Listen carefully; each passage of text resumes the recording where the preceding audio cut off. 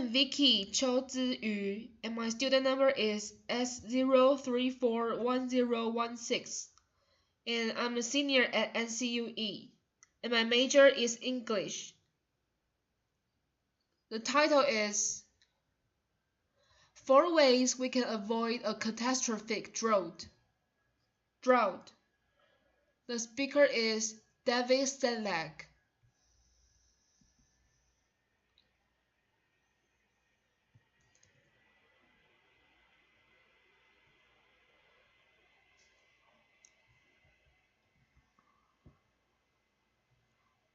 Our grandparents' generation created an amazing system of canals and reservoirs that made it possible for people to live in places where there wasn't a lot of water. For example, during the Great Depression, they created the Hoover Dam, which in turn created Lake Mead and made it possible for the cities of Las Vegas and Phoenix and Los Angeles to provide water for people who lived in a really dry place. In the 20th century, we literally spent trillions of dollars building infrastructure to get water to our cities. In terms of economic development, it was a great investment. But in the last decade, we've seen the combined effects of climate change, population growth, and competition for water resources threaten these vital livelihoods and water resources. This figure shows you the change in the lake level of Lake Mead that happened in the last 15 years. You can see starting around the year 2000, the lake level started to drop, and it was dropping at such a rate that it would have left the drinking water intakes for Las Vegas high and dry. The city became so concerned about this that they recently constructed a new drinking water intake structure that they refer to as the thirst trough to pull water out of the great depths of the lake. The challenges associated with providing water to a modern city are not restricted to the American Southwest. In the year 2007, the third largest city in Australia, Brisbane, came within 6 months of running out of water. A similar drama is playing out today in Sao Paulo, Brazil, where the main reservoir for the city has gone from being completely full in 2010 to being nearly empty today as the city approaches the 2016 Summer Olympics.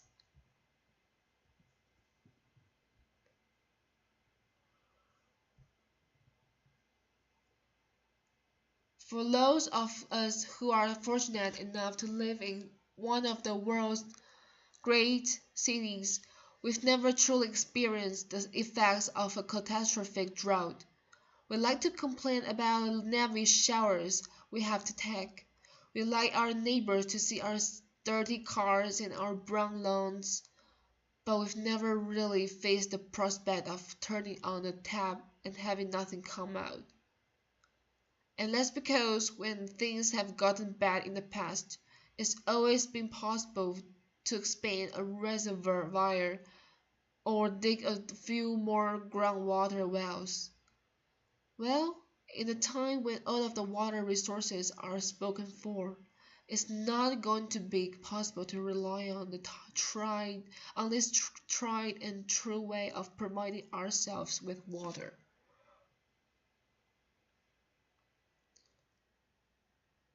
Some people think that we're going to solve the urban water problem by taking water from our rural neighbors, but that's an approach less fraught with political, legal, and social dangers. And even if we succeed in grabbing the water from our rural neighbors, we're just referring the problem to someone else, and there's a good chance it will come back and bite us in the form of higher food prices, and damage to the aquatic ecosystems that already rely upon that water. I think that there's a better way to solve our urban water crisis, and I think that's to open up 4 new local resources of water that I've likened to faucets. If we can make smart investments in these new sources of water in the coming years, we can solve our urban water problem and decrease the likelihood that we'll ever run across the effects of a catastrophic drought.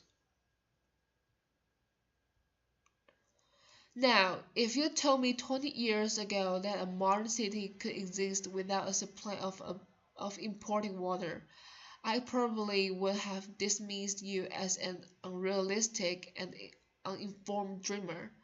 But my own experiences working with some of the world's most water-starved cities in the last decades have shown me that we have the technologies and the management skills to actually transition away from importing water.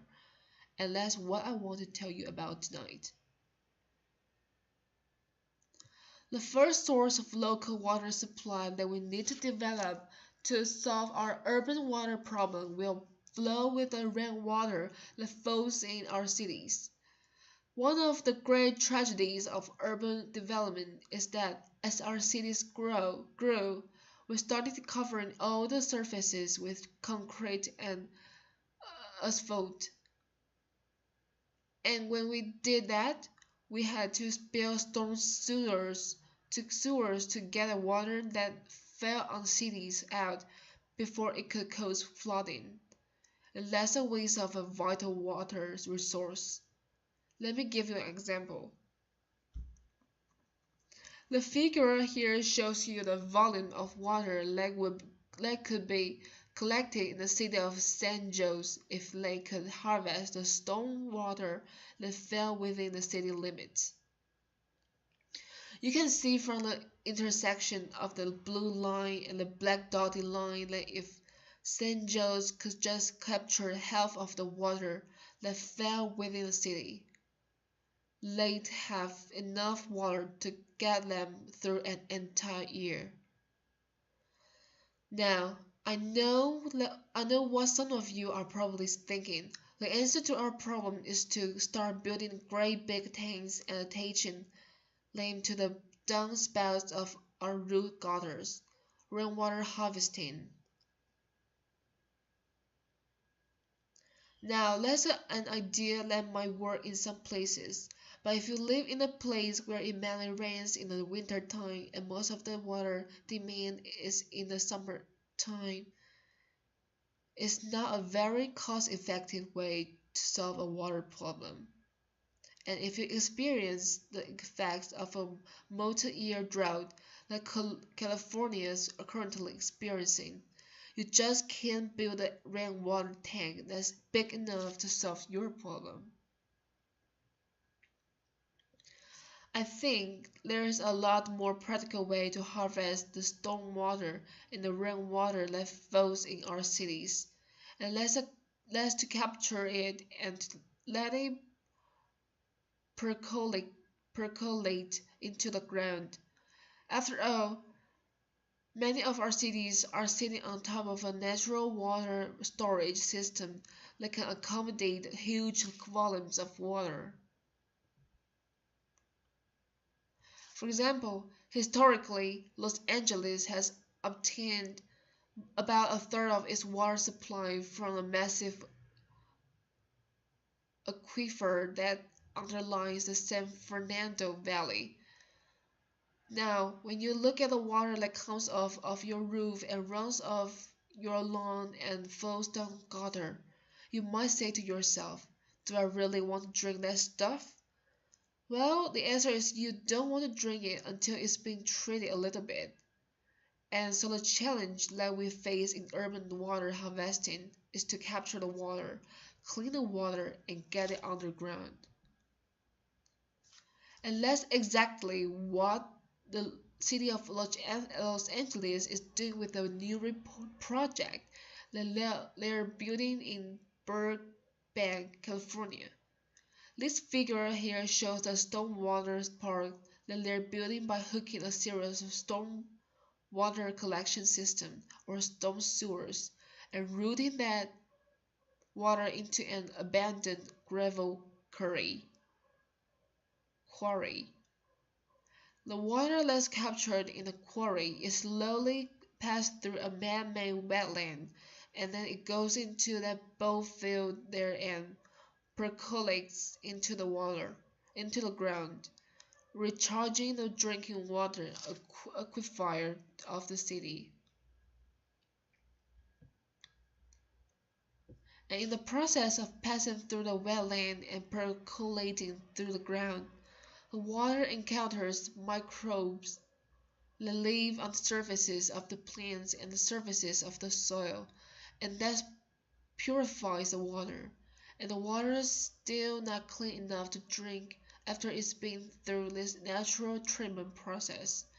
The city can treat again when they pump it back out of the groundwater aquifers before they deliver it to people to drink. The second tab that we need to open up to solve our urban water problem will flow with the wastewater that comes out of our sewage treatment plants. Now, many of you are probably familiar with the concept of recycled water. You've probably seen signs like this that tell you that the shrubbery and the highway median and the local golf course is being watered with water that used to be in a sewage treatment plant. We've been doing this for a couple of decades now, but what we're learning from our experience is that this approach is much more expensive than we expected it to be. Because once we build the first few water recycling systems close to a sewage treatment plant, we have to build longer and longer pipe networks to get that water to where it needs to go. And it becomes prohibitive in terms of cost.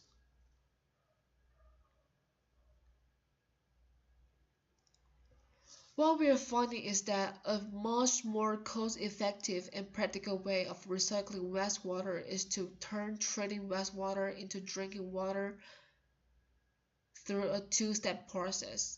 The first step is this process we pressurize the water and pass it through a reverse osmosis membrane, a thin permeable plastic membrane that allows water molecules to pass through but traps and retains the salts, the viruses, and the organic chemicals that might be present in the wastewater.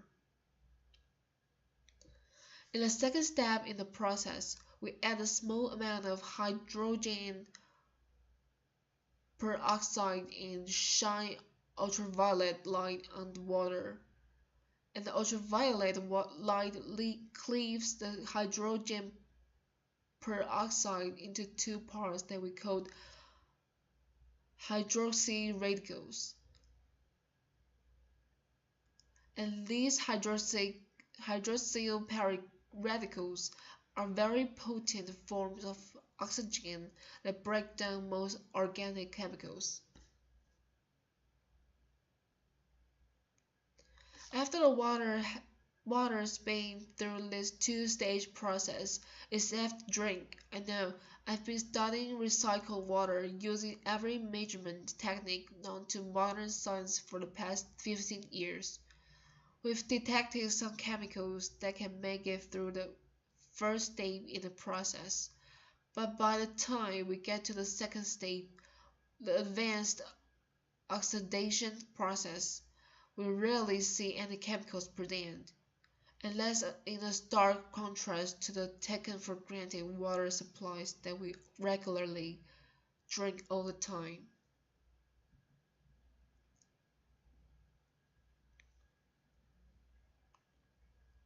There's another way we can recycle water. This is an engineered treatment wetland that we recently built on the Santa Ana River in Southern California. The treatment wetland receives water from a part of the Santa Ana River that in the summertime consists almost entirely of wastewater effluent from cities like Riverside and San Bernardino.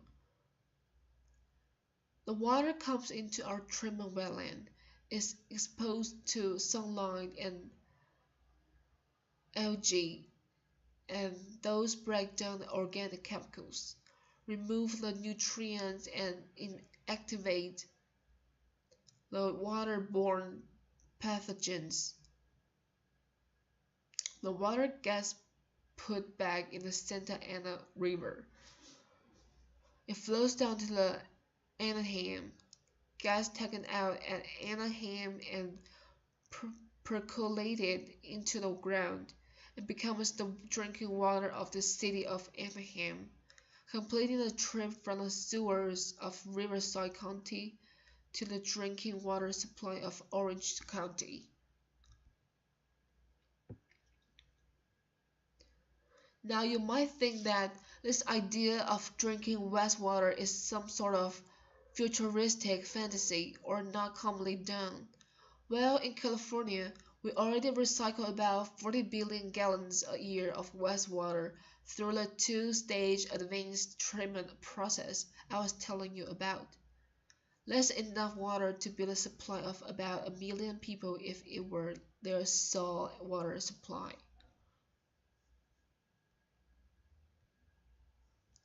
The third tab that we need to open up will not be a tab at all. It will be a kind of virtual tab. It will be the water conservation that we managed to do.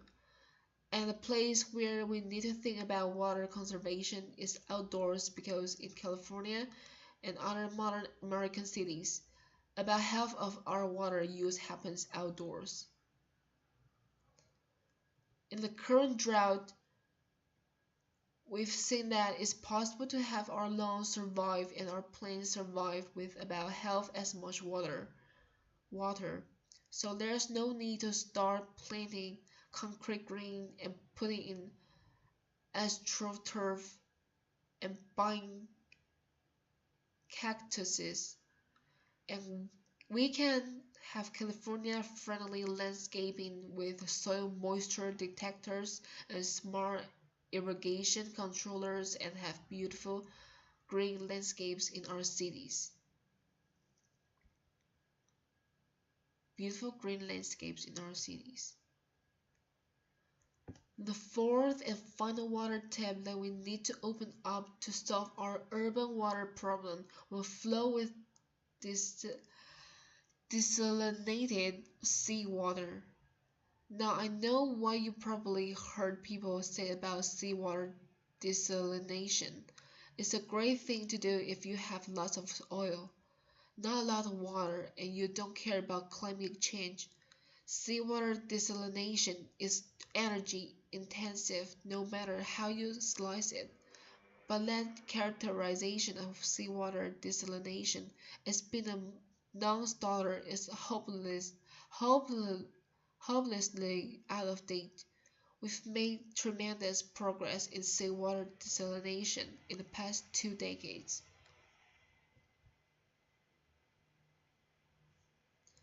This picture shows you the largest seawater desalination plant in the Western Hemisphere that's currently being built north of San Diego, compared to the seawater desalination plant that was built in Santa Barbara 25 years ago. This treatment plant will use about half the energy to produce a gallon of water. But just because seawater desalination has become less energy intensive doesn't mean we should start building desalination plants everywhere. Among the different choices we have, is probably the most energy intensive and potentially environmentally damaging of the options to create a local water supply. So there it is. With these four sources of water, we can move away from our reliance on importing water through reform in the way we landscape have our surfaces and our properties. We can reduce outdoor water use by about 50%, thereby increasing the water supply by 25%. We can recycle the water that makes it into the sewer, thereby increasing our water supply by 40%. And we can make up the difference through a combination of stormwater harvesting and seawater desalination. So, let's create a water supply that will be able to withstand any of the challenges that climate change throws at us in the coming years. Let's create a water supply that uses local sources and leaves more water in the environment for fish and for water and for food. Let's create a water system less consistent with our environmental values. And let's do it for our children and our grandchildren, and let's tell them this is the system that they have to take care of in the future, because it's our last chance to create a new kind of water system. Thank you very much for your attention. Applause.